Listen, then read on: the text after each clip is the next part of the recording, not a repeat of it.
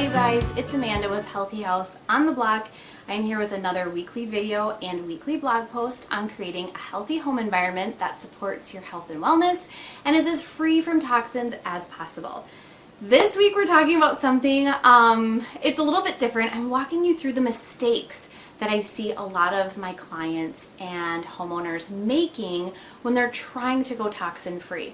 I think that by identifying these mistakes and seeing if you're doing them as well can actually help you move forward in creating a healthier space at home. A lot of times we might get started and we get stuck, and a lot of these are spots that people are getting stuck. And how do we move on? It's not necessarily something that's super tangible. A lot of it is kind of like a mindset shift that we have to make in order to move forward. And a lot of times it's kind of letting some things go. So we're going to talk about that as well. I think that stressing about things and worrying is really going to be something that hinders creating a toxin-free environment and having a healthy house in general. So I'm going to walk you through each mistake in detail this week. We're going to go through some slides. If you're more someone who likes to read the blog post or have links to different areas that I'm going to direct you in, then you might want to follow the link at the end of this description for this video, and it will bring you to this week's blog post where you can read it. I also have some links in there that can actually just kind of push you further in some of these directions if you're having a little bit of trouble. And then it has some recommendations for you as far as reading and what the next step might be. So if you're more of a visual person, let's head on over and take a look at these slides. All right, you guys, so let's take a look at these 7 common mistakes to avoid when trying to create a healthy house. I think understanding some of the biggest mistakes that come with creating a toxin-free natural house can help you move forward into making changes that are positive in your home environment. So really the goal is to move forward and at the same time embrace moving forward in a very intentional way. I think it's important to remember that with each step you take forward and with each change you make to your home and space, you know that it's drastically improving your house to support your health and wellness. So let's take a look at mistake number 1. Mistake number 1 is changing just one area of your natural home. So if you're new to creating a toxin-free natural house, you might be in this boat. So obviously we all start with one change in our lives, and then typically we move forward. But what if we don't? Sometimes I think that we make one change and it feels great, and then we stop and we don't see the need to make the hard changes anywhere else because we feel good and we feel like we've made one positive change. So the problem arises that at some point when a health problem comes up, there's an urgent need to make a change, and we've kind of missed out on time that we could have been improving our home and our space. So oftentimes we naturally snowball our changes because we truly believe or desire to make a positive change. And when we're just changing something because it's someone else's idea or we're not really on board with the lifestyle shift, usually we miss out on making more than one positive change. And so make sure that you're always moving forward, I think, is the idea behind this one. So mistake number 2, I am guilty of this one, being a serial learner. So you can raise your hand if you have consumed tons of information on a topic but never actually applied that new knowledge. I am raising both my hands. I consider myself to be a serial learner. So it's someone who learns and accumulates information and knowledge, but then sometimes fails to apply that knowledge and information in their own life. It's an easy path to head down. Consuming all that information is the easy part, but the really tough part is putting it into action. And with creating a healthy, natural house, you can run into the same thing. It feels good to make a plan and have all the steps written out, but it can be really difficult to take the actual steps forward and then do the work. So because of that, we often continue this cycle of learning without doing. If you can make your tasks extremely small and easy to complete, so I mean breaking it down into micro tasks within one task, you will help yourself move forward, even if slowly at times. I think slow and steady definitely wins this race. So mistake number 3 is overanalyzing your healthy lifestyle. A lot of us want so badly to be making the right decision that we painstakingly research our purchases and our changes like to death. So I'll let you in on a little secret. Creating a healthy, natural house does not have to be perfect. It's not going to throw your whole family, off the deep end. It's not going to throw your whole healthy lifestyle off course if you've made a change that wasn't perfect. Perfectionism when it comes to a home and a healthy space is never beneficial to anyone. And this is why I have learned to embrace the term low toxin. So when we use the term or phrase toxin free or non-toxic, it makes us think of this change as an absolute. But truly, in reality, it's not that way at all. There are always going to be toxins in our space. And when we overanalyze our lifestyle and products, we mistakenly think that we can't make a change unless it's perfect. So I'm here to tell you that you're better off making a change that will at least reduce a toxin than analyzing and researching over and over in hopes of eliminating toxins. So don't let yourself get paralyzed, halting the process of improving your healthy home over that little phrase. So let's take a look at mistake number 4, which is trying to change everything at once.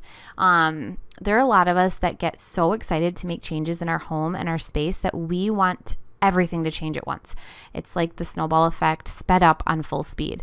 The problem with it is that we don't allow enough time for habits to stick, and before you know it, you've changed your whole routine and lifestyle, and it can be difficult to manage a lot of changes at once, and frequently we end up kind of falling back into our old path because of this. So making changes just one or a few at a time is really key to creating a sustainable, healthy lifestyle.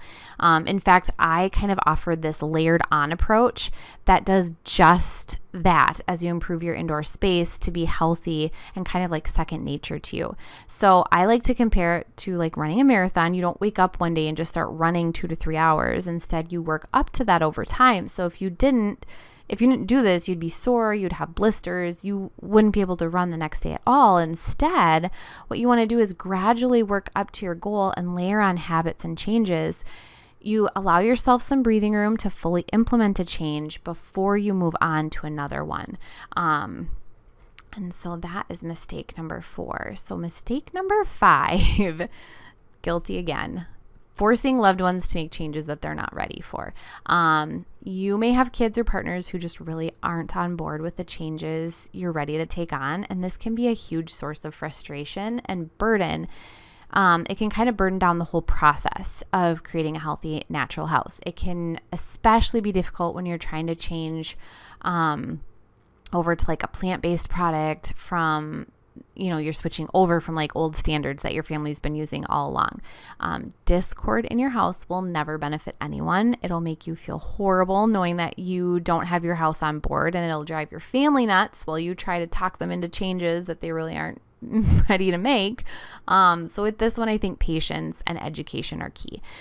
Being super open and transparent about the changes you want to make, and the need for a healthy lifestyle will often be enough to get most everyone on board. I have a blog post that I linked in this week's post for you about creating healthy habits even when like your spouse or your partner isn't on board. And it's a must read if you want to kind of make some easy changes for your family make it still enjoyable for them. Mistake number 6 is relying on only one source. So this might sound a little counterintuitive, but I am going to tell you, you never want to just trust one source, including my own, for all of your information. The beauty of the world that we live in is that there's so many resources you can trust and rely on. You still have to be careful about what sources you do fall back on, because the truth is that not everything you read is trustworthy. But once you find a few spots that you know are transparent and science-based, you can use them as a guide. So when you trust just one source, you end up relying on everything they advise. I think it's important to make sure you're tailoring your healthy space and improvements and product swaps to you and to your family. I've even made the mistake of trusting what just one blog has said in the past. And in the end, I wished I had maybe cross-checked what they were advising. So you can use websites like Environmental Working Group, Made Safe for products, and other trusted sources for like habits. Having a few different databases about one particular product or ingredient is key. And I think having a few options can help you make your decisions and not just follow someone else's advice. All right. And so our final mistake here, you guys, is letting worry creep in. I know that feeling of worry over what I'm bringing into my house and what I'm exposing my kids to. I have had to make a really conscious decision to not worry so much. I kind of feel like in order to do this, I have to be very rationally I have to be very rational in my thinking. So I have to remind myself that making my space better than it was is a step in the right direction. I've also had to learn that I can change what is within my control, and anything out of my control, I just have to let be. I have to remind myself that I can only control what comes into my house a lot better than doing renovation projects right now. And that's okay. I keep telling myself that one small period of time where we used a more toxic product isn't going to sabotage my family's health. The goal is to be less stressed, lead a healthy lifestyle, and create a healthy, natural house. It's not worth it to think back to when I wasn't striving for these things, and cringe, but it's beneficial to continue to move forward however I can to take the steps that have the greatest impact. So worrying about how we'll change or what we're changing too late really only wreaks havoc on the process. All right, and where do you go when you get stuck? Let's check in here. So first, obviously, you can head to my website. If you go to my Start Here page, it's going to walk you through all the areas of your house that you could possibly want to know more about and change. I have it broken into room by room categories, toxin categories. You pick and choose where you want to start. You can also do one-on-one work with me. Research can be really daunting and new products can be really overwhelming. I am here to help you with any of that. I'm here to help you get the answers to your questions about methods, products, and anything else in your home. You can do a consultation with me. You can do a phone call or a video meeting, as well as you get a printable book with each of those that is customized to you and specifically what we talk about and what we want for your home. And finally, you can take a look at the Healthy Home Cure. So if you're ready to overhaul your home with step-by-step processes and guidance, you are probably a really good fit for the Healthy Home Cure. It's a very robust online course and series, and I walk you through each area of your home with an itemized plan to help you cut out toxins and create a healthier space.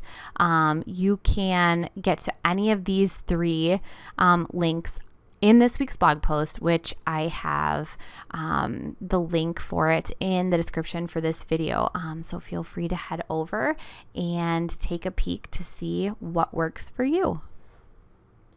You guys, thank you so much for sticking with me and tagging along while we walk through these big mistakes that a lot of people make when they're trying to create a toxin-free environment at home. If you have any questions at all, please feel free to send me a message, leave a comment here, or send me an email. I'm more than happy to answer any questions about creating a toxin-free home, and if I can't, I'll at least point you in the right direction. Until next week, I hope that you are well, and I'll be back again with a healthy house tip on creating a toxin-free environment at home.